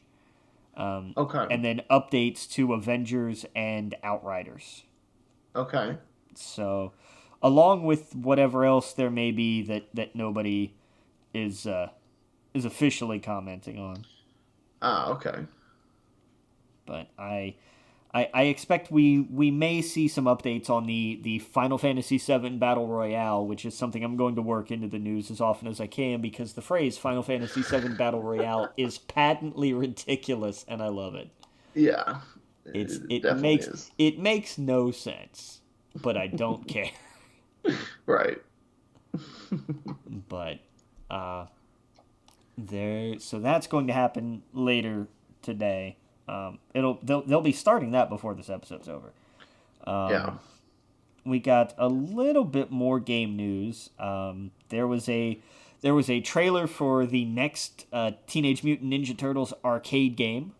Okay. I love that they did this. It's an old arcade 16-bit style beat 'em up. It's called Shredder's Revenge. So it looks like it's going to pick up from where, what was it, Turtles in Time was the last one of those? This is what set me on my journey to go get the IDW collection. That's fair. Seeing it, brought so much nostalgia. I've caught myself going, hey, when's that game being released? Let me look up today to see if they announced the release date. And I know they just announced it a couple days ago, but that's how much I'm clamoring for it. I really want to play that game. Nice. Yeah, and it's wild. Like there's emulations and stuff. You can go back and play the older games, right? Thank God for emulations because you can't go and find old Ninja Turtle games on any store to purchase. No, because it's changed. Oh yeah, it's changed who owns the rights so many times that you can't turn on your PlayStation and go find Ninja Turtles game. You can't turn on your Xbox or Switch, and there's so many that exist, but because the rights have just moved, they can't sell it. So I found a PS4 copy of some Ninja Turtles game that I was able to put in and play. I forget the name of it. Near my desk, so I can't really grab it. But for the PS4, I couldn't tell you offhand. What was it? I think it's was it Mutants in Manhattan? Yeah, it was Mutants in Manhattan. That was it. Yes, yeah. So I found that, but again, that's something you can't go on the PlayStation 4, or you can't go on the store and download anymore because they just don't have the rights to it. So yeah, it kind of makes my whole buying digital thing obsolete when stuff like that happens. It sucks. So that was the one occasion where I was glad I did get that physically, and I think I got that game out of what are those boxes that are next to Walgreens? I completely forgot because I never used them. Oh, Redbox? Redbox, yeah. I think I got out of a Redbox because I was like, oh, well, this is like $5. I'll buy it. Yeah. Yeah. But anyway. Back when Redbox had games. Oh, they don't anymore? No, they haven't for a year and some. And I love the way that the world found out about it was because somebody asked them randomly on Twitter. Just hey, I noticed there aren't any video games at X Redbox down the street from me. Do you guys not do that anymore? No, we're phasing that out. Wow. That was how everybody found out. It was there was no press release. There was no, hey, by the way, due to rising costs and declining profit margins, et cetera, we're no longer providing this service. It was just literally a random ask on Twitter was how people found out. That's crazy. Yeah, which is why I have never been to Redbox since, because if that's how they're going to handle their shit, then I don't want any parts of them. Yeah, no, I agree. But yeah, this beat 'em up. I mean, dude, this is what we've been talking about for years now with the Switch. It's like we've been saying we want, or at least I have, you have too, but the arcade style beat 'em ups where you're going from one side of the screen to the other. They're so old school, and Marvel did it recently, right, with the Ultimate Alliance 3. Yeah, with that style of game, yeah. Yes, I want way more of that, especially on the Switch. Like, to be able to play with 4 people, 4 turtles, like that, it's just so classic. That's absolutely. The Switch is a great platform for that kind of thing, and there could easily be a resurgence of those because they're not. Yep. They don't have to be graphics heavy. These things are not, holy crap levels of visual performance and 60 FPS. And oh my god, they don't need to be that. So make those. They're obviously not going to be as expensive to make as a AAA title. They're not going to take the same. They're not going to have the same kind of pressure. They're also not going to have the same kind of sales, arguably. But I mean, there's they'll make it all digital. Yeah, but I mean, there's a reason that they re-released Scott Pilgrim vs. the World. And it's the same people who did that and Streets of Rage, right? Yeah. Yeah, same people. So they need to keep making games like this. Like, get the Simpsons franchise. Imagine that. Bring that back. That game was awesome because that was what, a 6-player arcade game. Yeah. Between that, Turtles was 4 because you could only have 4. But what, X-Men and Simpsons were both 6-player, I think. Now, to be fair, I love that they picked arguably the most nostalgic version of the Ninja Turtles. I think everybody got their first taste of the Ninja Turtles with the animated series, right? Agreed. If someone told you they read the comics first, they're lying. I mean, that's very, very fair. Most people did not know, especially not, we grew up with it as a cartoon. And there's no, I'm not shaming anyone. Like, how dare you not know it was a comic book? Nobody knew, and that's the thing, because it was the cartoons, the toys, and the movies. Yes, that's how you grew up knowing who they were. Right, and now they can totally be more than 4 characters. I mean, you can get April O'Neil in there, you can get Casey Jones, and they've created some cool new characters in the IDW series that could tie in there as well. So if they wanted to, they could if they could put out a new one of these like every year or every other year, that would be fantastic. Even if it's not Turtles, if it's like something else. I love these kind of games. I would love to see resurgence of them for sure. Yeah. Oh yeah. But yeah, man, that was a pleasant surprise seeing that. I was like, oh my god, what is this? Is this a new TV show? And then boom, they show the gameplay, and I'm like, oh my god, this is dope. It's like, nope, it's a new one of these, which was awesome. Mm-hmm. So I very, very, very much here for it. Mm-hmm. And really, the only other game news this week was, Bethesda is now on Game Pass. Yeah. And it's a bunch. It's both Dishonored's, it's Doom 2, Doom 3, Doom 64, Doom Eternal, Fallout 4, Fallout 76, New Vegas, Prey, and then, everything Elder Scrolls that came to consoles. Morrowind, Skyrim, Oblivion is on there. Mm-hmm. And then there's a handful of others. I think I think all the most recent Wolfensteins are. I think Wolfenstein, and then what was the sequel? Was it Return or whatever? It was? No, New Colossus. That's it. Whatever it was. The PS4 Wolfensteins and Youngblood, I think, are all on there. Oh yeah. But they, so yeah. Basically, if it's been on Xbox 360 or PS3 and up, then you get it on Game Pass. I love that Doom 64 is on there. That kills me. Oh yeah, all the Dooms are there. It's great. Dude, I'm gonna probably boot up Doom 2 later. Yeah. they also added to the PC part of it the EA Game Pass. Oh yeah, that's right. EA Play. Play is now part of Xbox Game Pass on PC. That's right. Yeah, and it's got 60 games. Included in that is games like Star Wars: The Fallen Order, Titanfall 2, even Squadrons is on there. Nice. Um, Yeah, EA Play is not a bad investment. Because well, for better or worse, how you feel about the studio, some of those games are damn good games. yeah. Well, so I got a question. Is EA Play a part of Game Pass, or you pay extra for that? No, it is now a part of Game Pass. Oh my God. It's part of why Game Pass went up a little bit.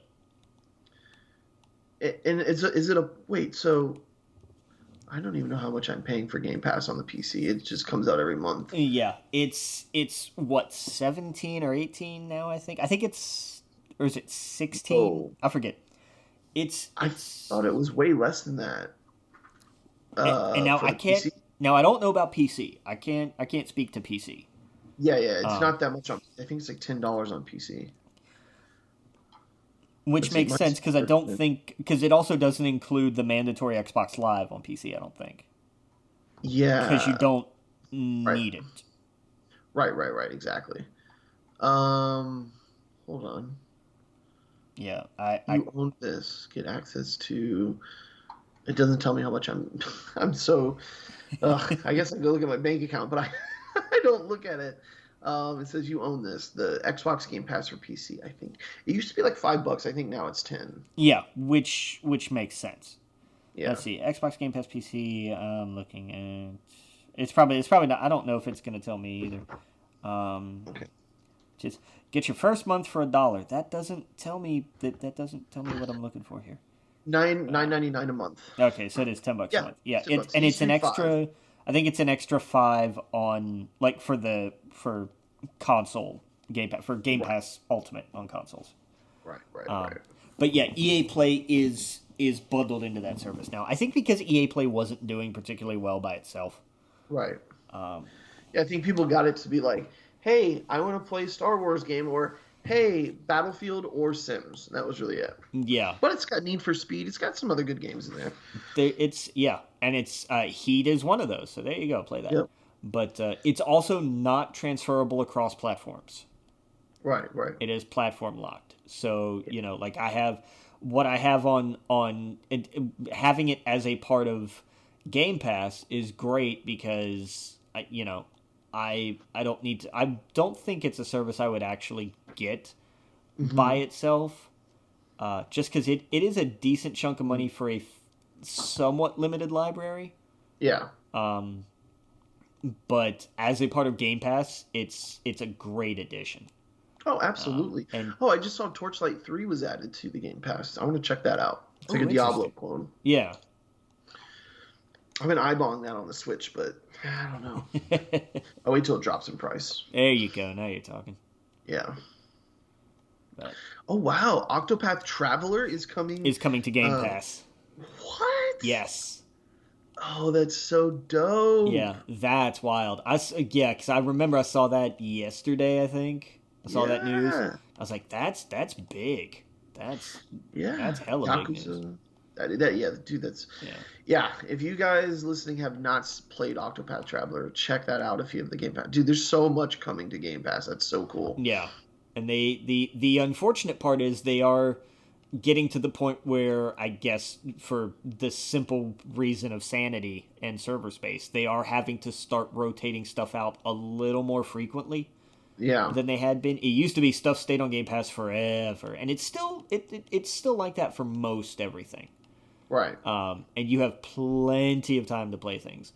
Yeah. But they are kind of getting to the point, Sony's stuff with PlayStation Now, the more popular stuff is on like a 3-month rotation.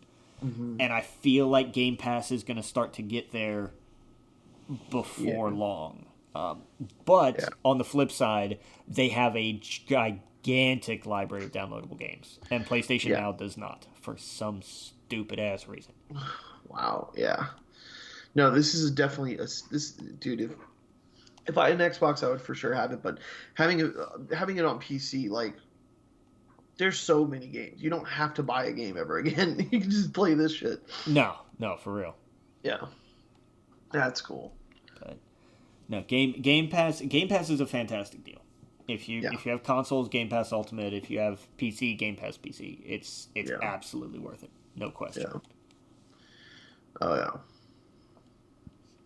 But that was really all the news I could find so far for this week anyway. Yeah. There just wasn't a whole lot going on in the world. Yeah. Let's get into some reviews. Let's talk about let's start with the wrestling stuff.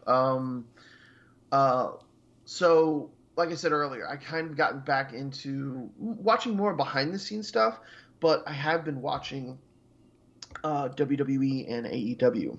Okay. And let's talk about Revolution. What did you think of it? Let's talk about Revolution.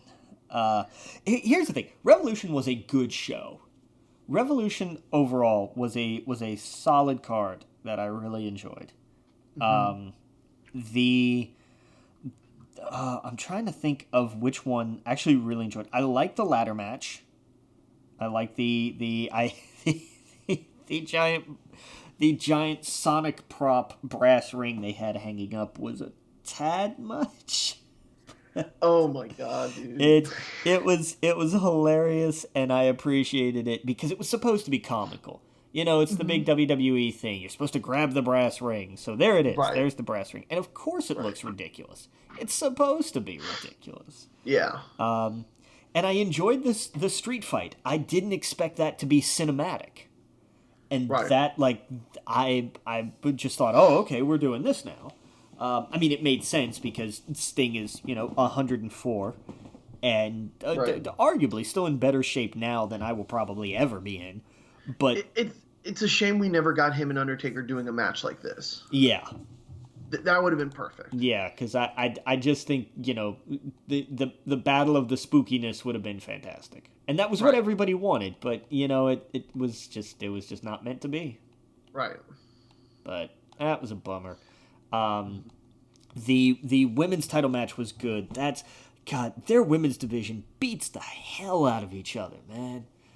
They go hard in the paint. They don't mess around. Well, that's what spoiler alert for what I thought. I thought this week's AEW show was better than their pay-per-view. Okay.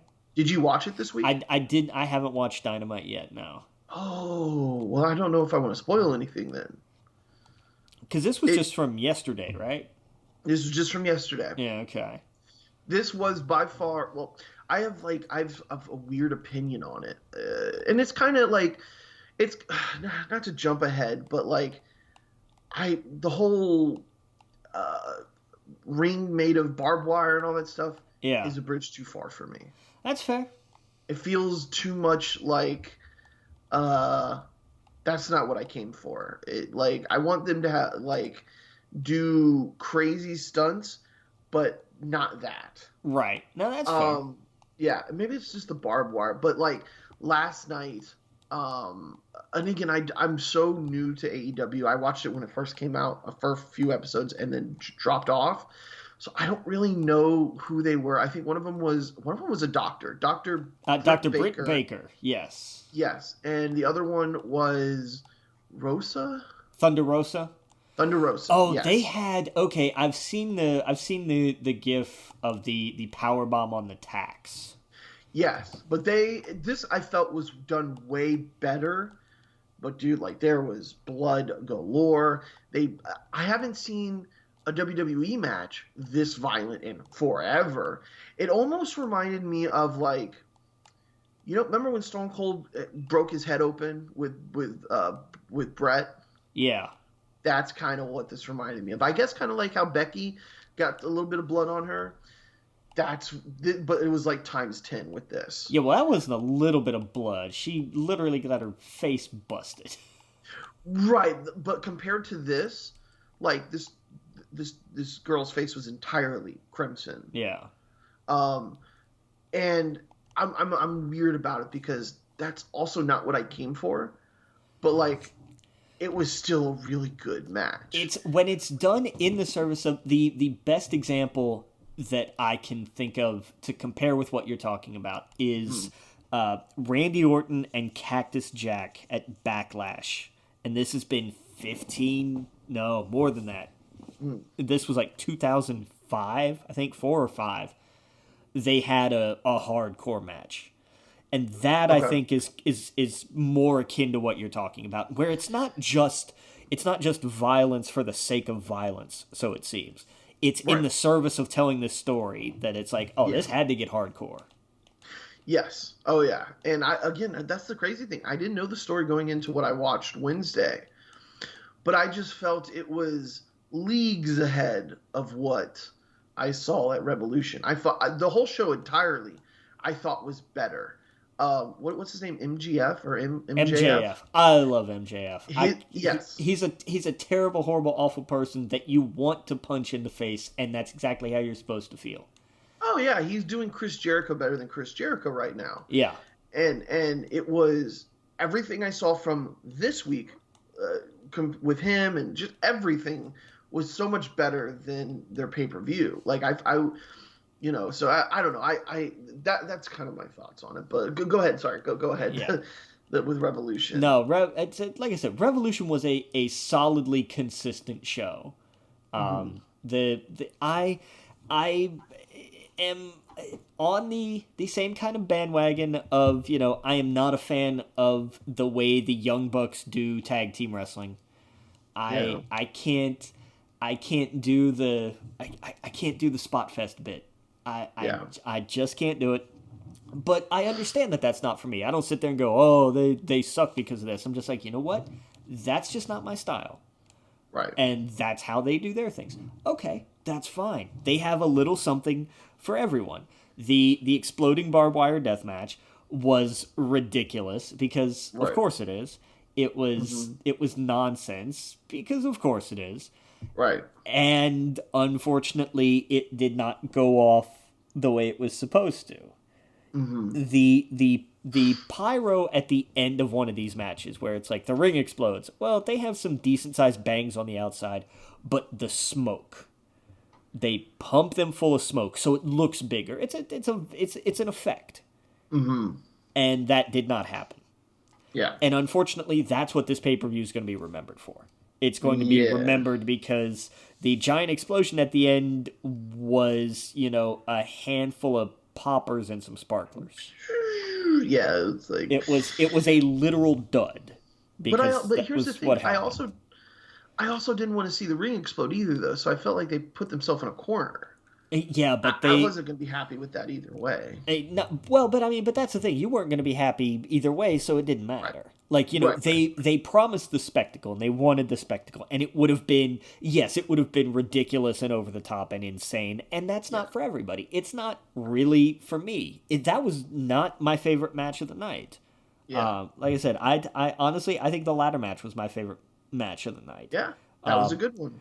But but I understood what they were doing. Like the feud between Mox and Omega started in a lights out match, if I remember right. Like they started hardcore, so it had to just be ramped up and ramped up and ramped up. And I get it. Again, I just don't.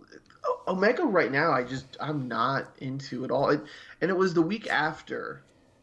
What was the night where, like, they're in the middle of the ring and he's screaming 69 me, like they were mocking it, and I'm like, this is bad. Yeah, this isn't like entertaining. I have never been a Kenny Omega fan, and I get why people like him.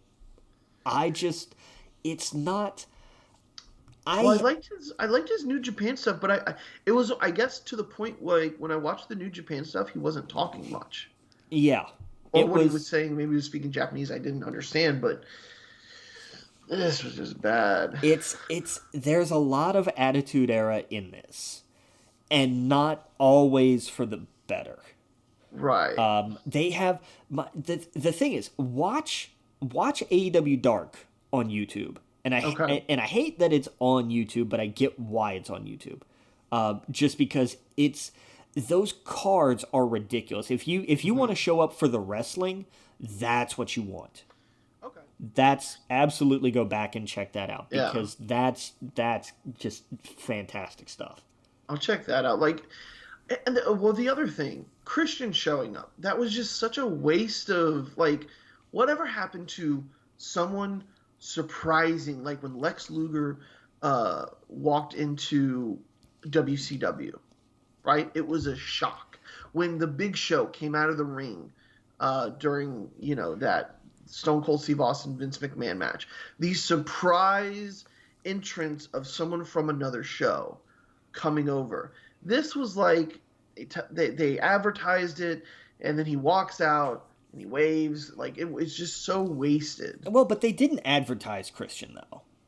No, they advertised for, like, we have a big guy coming. We have a guy coming over. He's a Hall of Famer. It was just on and on and on. And then what we got? We got someone walking out and, like, waving.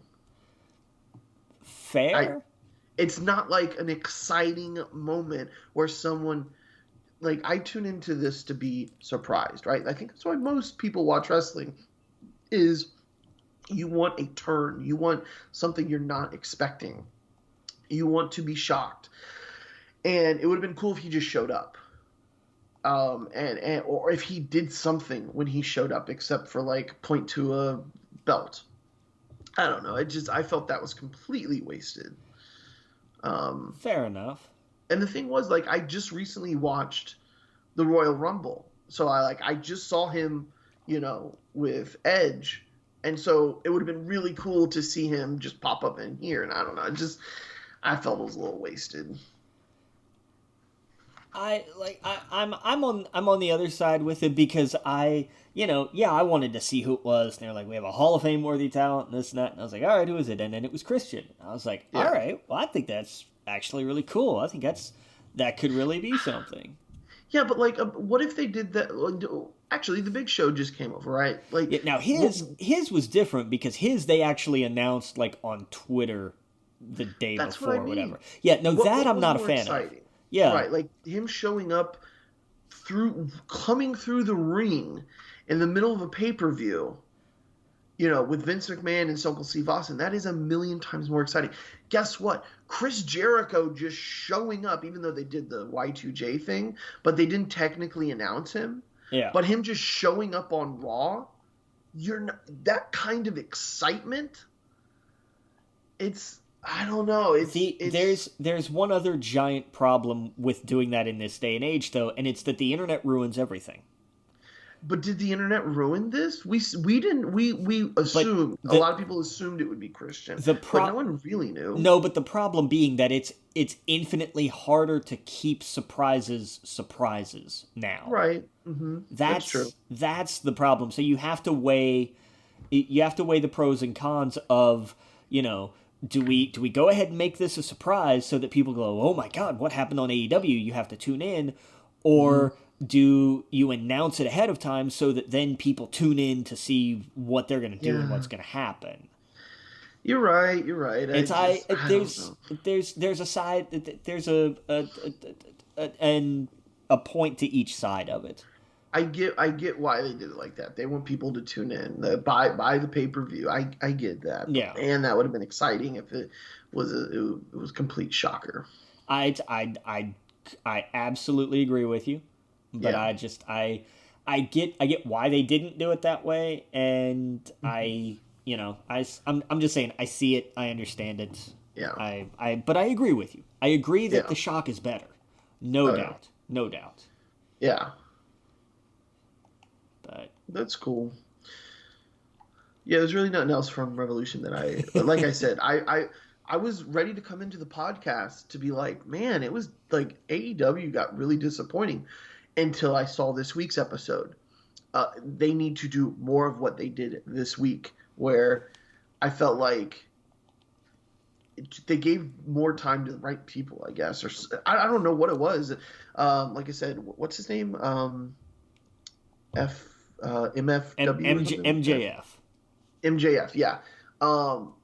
Yes, he is going to be the biggest star out of that company, I think, in the next however many years. He no question, if they let him keep being him and doing his thing, he will absolutely be the biggest heel in wrestling. No question. None whatsoever. Is it FTR that is a part of his new Horseman stable? Yeah. Yes, yeah. I think they called it Pinnacle, which was great because they're like, we are the pinnacle of wrestling, and it's like that makes a lot of sense because you guys literally you're doing the best there, anywhere actually. So I like it. I like this direction, and I'm a big mark for Sting. I love Sting. I love the stuff they're doing with Sting.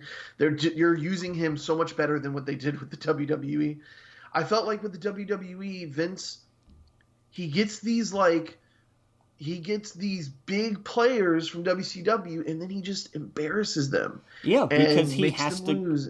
exactly because he has to remind people. By the way, I won the Monday Night War.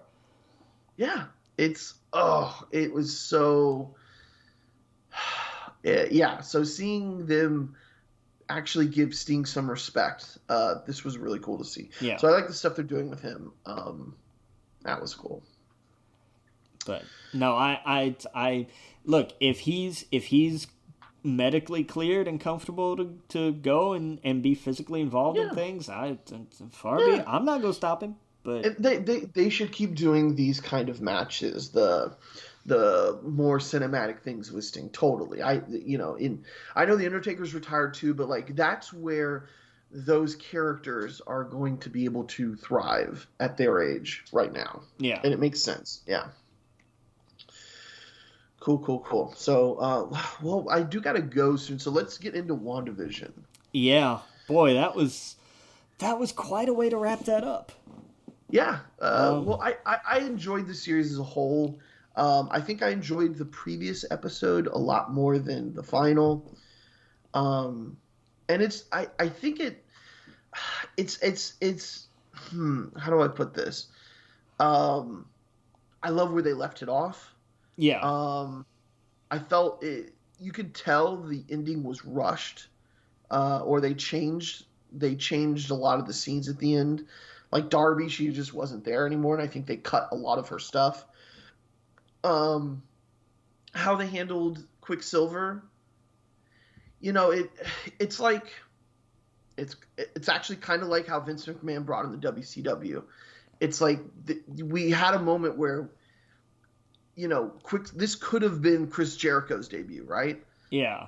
But it was more of the Invasion's debut. Exactly. Yeah. It was a whimper and a fart, and it was like, I get the joke you made, but and the whole fan expectation reality thing definitely needs to be tempered. But this is kind of on the writers. They literally brought in a character from the X-Men universe with the same name. Yeah. How are you not going to expect the fans to go, wait a second, is this it? Is this the Fox stuff? Like, reading the articles and hearing the creators be like, we had no idea people would have this reaction. Bullshit. How? Bullshit. I don't buy that for a second. Exactly. Like, and that's why I'm saying, like, the Chris Jericho thing, like, when Chris Jericho showed up, he was Chris Jericho, and they used him, and he got over, and he came out to The Rock, and it was literally Chris Jericho going from WCW to WWF. And it was like Disney getting the Fox characters and not using any of the big ones. You got a smaller one, but it kind of makes sense. And then he just whimper and a fart because his name is Boner and he's just a guy. Yeah. It's like, that's a really disappointing. So, but I still have faith Disney will. They have a plan. They're obviously making a movie called The Mutants or whatnot. They're gonna do something. What do you mean what? I mean what? Wait, are you doing a wrestling thing? No, I wasn't. I wasn't being stone cold here. What are you talking about, the mutants? Are you talking about this stupid bullshit from the Illuminati who tried to become popular with this whole... No, we've heard no. things. I'm talking about Kevin Feige saying at the end of the Disney thing that they're going to bring the mutants into the MCU. Well, that they're going to be doing it, yeah, eventually. But there was... I don't mean like the title is the mutants. I'm saying the X-Men. Sorry. Yeah. They're X-Men, the mutants are coming into the MCU. That's what I mean. I don't... Yeah, because there's one of these, like, because there's 12, these things are a dime a dozen and a half. All these websites that are like, and we hear from sources that this is going to be this. And for whatever reason, the last couple weeks, Twitter has grabbed every one of these headlines and just run with it for no reason. Oh, no, I And don't mean it like that. No, yeah, and I literally mean they're bringing the X-Men, because there's more than just the X-Men team a part of that. I guess that's right. what I mean. Yeah, it's just it flipped something because their whole thing, one thing they ran with was that they're like, and by the way, we've our high level sources have confirmed that Marvel is working on a movie just titled The Mutants, and that's Oh how it's going no. to introduce the X-Men to the MCU, and it's expect a full announcement soon, and Gotcha. between that and the Adam Warlock casting Right. nonsense that went around. Did you see anything about this where James Gunn had to come out and just be I like, did. "No, this isn't a thing"? I did see that. Yeah. I was Yeah, like, okay, yeah, it's yeah, that because same stupid ass website. it was And something about what's his name? Someone was saying Zac Efron, Zac Efron. they Yeah. they were like James Gunn looking for a Zac Efron type to play Adam Warlock in Guardians 3, and Twitter grabbed it and ran with it because they didn't understand that this website was just a pile of crap. It's And funny because he was like, if I wanted a Zac Efron like character, I would just get Zac Efron. yeah, because Disney. Yeah, So, exactly. but they're so Yeah. you keep seeing all this junk and nonsense going around. More, but that was the thing, was like, yeah, these websites are always out there, and there are always fake rumors and stuff for Yeah. clickbait. But for whatever reason, the last handful of weeks, Twitter has just grabbed this stuff and run with it, and I'm just like, you people need to learn that if Yeah. if I don't see it from somebody like IGN or Variety or Variety. Yeah. Deadline or Hollywood Reporter, it ain't real. Right. It's one of those like more than likely 99% fake, and it just maybe makes you think, well, that might be interesting or not. But yes, do not take it as scripture. And I feel a lot of people do that. I saw someone comment in a group I'm in the other day that like the new Superman movie is not going to have, it's not going to be an established black character for Superman, not even a black Clark Kent. And I was like, where did you see this? Yeah. And they said some website like, no, it wasn't We Got This, but it was like, I don't know, Oh thunderishnews.com. And I'm god. like, well, okay, so then no one actually said that. Yeah.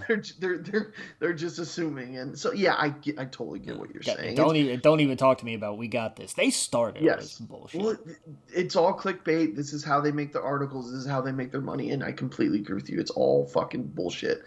It's QAnon for nerds.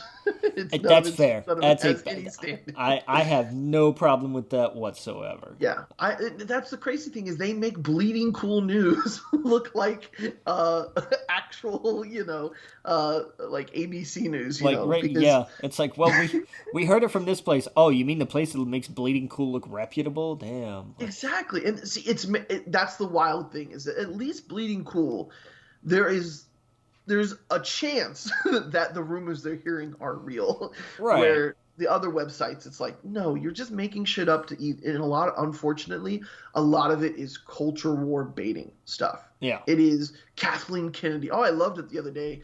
Whoever runs Disney now was like, oh yeah, Kathleen Kennedy's a part of it. She's going to be here for a while. And that fucking threw all these nerds got so upset that she's still a part of it. And it's like, of course she is. Do a lot of people not agree with the way the movies kind of worked out? Sure, but she also made Disney billions of dollars. So that's the bottom line of what they care about, Well, and here's the fun thing about that. People forget that Kathleen Kennedy has been part of the Lucas DNA for decades. Oh yeah, yeah. For And guess what? decades. She's a part of the Mandalorian. She got them together. She made that happen. But they don't want to talk about that. They Oh want to no, talk God, about why would they?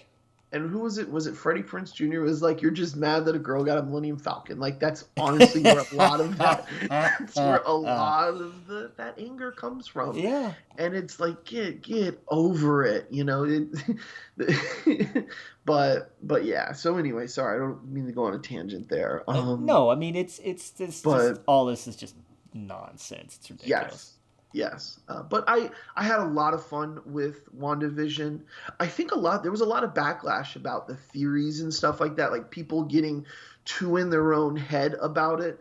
And I think that's true to a degree. But I love that stuff, dude. Like, as much as imagine this generation dealing with Lost, they would have lost their shit. Yeah, they would have no. But I feel especially at the end when half of it was never resolved. Right, but I guess I'm just different. I enjoy the journey. I enjoy the questions. Even if they're not all answered. I thought Lost. I guess I'm in the minority there. I think Lost did a great job ending it. Of course, they didn't answer a lot of the bullshit. My only problem with Lost will always be that they came out and said all of these questions are going to be answered, and then didn't answer them. My problem is not with the show. My problem is that they did not fulfill that promise. I completely agree. Yes, and I kind of feel the same way a little bit about WandaVision, that they set those expectations by literally casting the actor as the same character in this. Yeah. And them dropping all these hints about Mephisto. It's like, wait, why would you do that and not have any sort of conclusion to it? I feel like the Mephisto stuff I give them a pass on, just because, you know, they literally called them demon spawns. There was so many references to him. Yeah, but you can call children demon spawn because it's true too. But he is in the. I know, but I'm starting to get the idea that Disney can't touch Mephisto for some reason. I think that they can, and I think that stuff, it was tongue in cheek. I don't think that was meant to mislead the audience. The Quicksilver stuff, if they're gonna suddenly be like, oh, we didn't know people would immediately assume this connection, that's nonsense. That's a pile of crap. Absolutely. And I guess that's where I'm at, is that I think a lot of people were very negative, but they didn't get what they were expecting. I'm completely the opposite. I truly enjoyed it, and like I said, there are a few things where I'm like, well, that was a dud. That was a total dud. I also didn't like all the CGI in the final episode. I thought the much more interesting. Oh, go ahead. No, I'm with you. It was not the best, for sure. Yeah. Focus on the smaller stuff with WandaVision. Their intimate moments were leagues better than any of the CGI stuff. Monica Rambeau, I thought they could have done a better job including her more in the final. Again, the finale. Go watch the Kevin Smith Fat Man on Batman episode where they talk to the creator, and he explains there was this whole other scene where Darby and her Rambeau and them go into the house to get the kids, and all of that was cut. So that's why, and it makes sense now after watching it, why a lot of that felt like, oh well, Darby just left. Darcy. Why do I keep saying Darby? Sorry, Darcy just left, and it, there was a lot of things where it was and then Monica Rambeau, why was she? She was just in that house with him, and he didn't really have any spell over her. Yeah. And then she didn't really do anything in the end except the bullet thing. I just, there was a lot that was wait a second, there should be more here. But anyway, again, these are all nitpicks. I still loved the show. This was one of the best things personally for me is coming out of the MCU. This show made me go back and rewatch the MCU, which is wild. So I really enjoyed it. It's got me so excited for Falcon and Winter Soldier, which is this Friday. So we got a lot to talk about next week. Yeah, coming tomorrow. Oh yeah, and even in the preview, and this is where I'm talking about the mutants thing. In the preview, they're so what are these wizards, robots? Because that's all we fight. Alien, what? It's the big three. It's aliens, androids, and wizards. Yes, yeah. I love that. Oh yeah, and I think I don't think mutants are going to be in this show, but I can't wait for them to be a part of that. So there's 4, Yeah. Wait, what are we going up against now? So yeah, I'm excited, dude. I can't wait. I kind of want to pick up the Comic Pop, this series I follow on YouTube, this channel. They just did where they pull out a book from the comic publishers, and he sits on the couch, Sal, and he talks to two people who don't read comics, and he explains the story. And there was where Falcon becomes Captain America, and I kind of want to pick that up and read it, just to kind of get in the mood for watching this. Nice. Yeah, it was an interesting time in Marvel, and I do like the Falcons. So I don't know. I want to check that out. But yeah, dude, I unfortunately got to go for the day. I got work knocking on the door. So I think that's it, though. We definitely will have a ton to talk about next week. Isn't there a pay-per-view this weekend, too, for... I say pay-per-view, but there's a WWE thing. Payback. Yeah, I think. Or Fastlane. Fastlane. That's right. It's the one between the Rumble and Mania that doesn't mean anything. It means nothing. There's always one. Yeah. Oh, we didn't even talk about a lot of the WWE stuff, but we'll get to it next time. Yeah.